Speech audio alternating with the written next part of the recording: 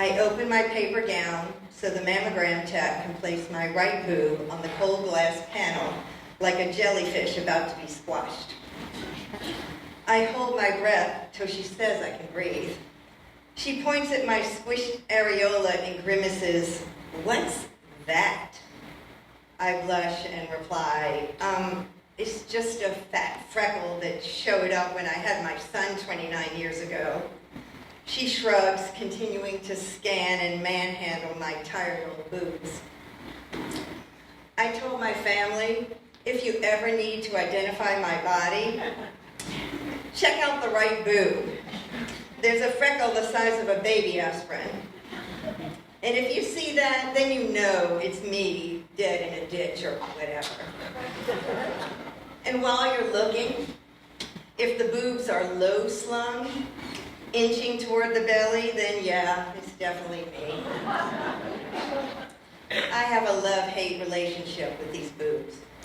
As a young mom, I was hardly an earth mother and struggled to nurse my first baby, a fussy brown boy. My mother drove us to Binky Peacock, the lactation consultant, who helped him latch on for $100 an hour.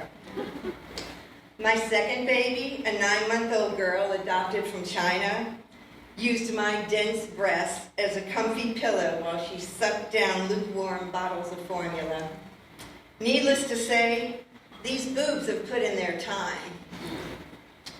And when my mother saw a picture of me in a bathing suit leaning over our then toddler daughter, instead of beaming at her precious grandchild in the yellow sun hat, she honed in on my tanned cleavage and murmured, "Oh no, you're low slung like Mama and me. Too bad." And Mama, my grandmother, once scribbled, "What is an areola?" in the margin of a book she lent me. How could a grown-up, college-educated woman not know the proper name for the nipple? I told my mother, who couldn't wait to get on the phone and enlighten Mama on the definition of areola. My mother, the know-it-all, self-appointed body parts expert, never gave me an actual birds and the bees talk. Instead, she plopped me down in front of an ABC after-school special, "Where Do Babies Come From?" And that was that. Mom was often explaining things to Mama and her friends Martha and Judy, like what a hookup is, or like what's a Jell-O shot. Martha and Judy were the three bridesmaids in each other's weddings, thick as thieves.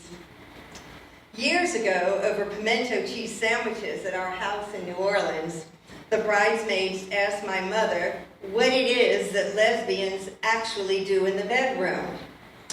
Without missing a beat, my mother informed them that lesbians use digits. Mama gasped, "You mean fingers?" Mom nodded with an all-knowing yes. Mama asked, "Well, for what exactly?" Mom answered with a tone, "Well, for sex." The bridesmaids looked at each other, eyebrows raised, jaws to the floor. I looked down at my pimento cheese sandwich. I was only 16 at the time, but I knew there was more to it than digits. I kept my mouth shut.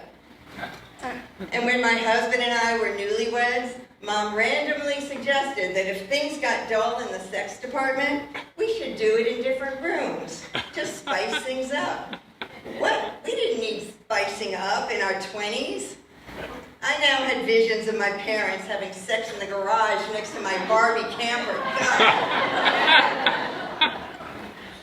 My mother loved to announce how she'd only laid eyes on one penis, virtue signaling about the proper innocent bride she was in the 50s.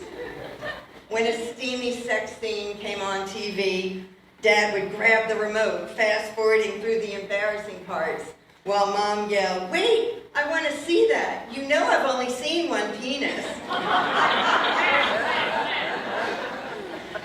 She brought this up at cocktail parties,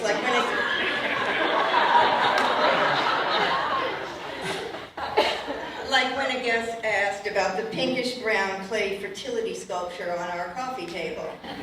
Hardly typical Southern decor. She'd hold the large phallic statue up and go on and on about how she found it at a market in Cambodia and carried it home, blah, blah, blah. Somehow tying in that she'd only ever seen one piece. Mom also claimed to whoever'd listened that she'd never been drunk in her life and never smoked. I'd been stinking drunk, smoked a Marlboro menthol or two, and let's just say I'd seen my fair share of crown jewels. I felt bad about myself when Mom made her goody-goody proclamations. Who could measure up? The mammogram tech is done and sends me to get dressed. I know the drill. I'm 63 with dense breasts like 2 bowls of congealed oatmeal, and will likely be back for rescans. I hoist my stretched out bra on over what feels like 2 worn gym socks hanging down my chest. Thank God my 24-year-old daughter didn't inherit these boobs and got small, perky breasts from her birth mother, which she will get squashed annually when she turns 40. At least she knows what an areola is, and I'm guessing she's seen more than one penis. Thank you.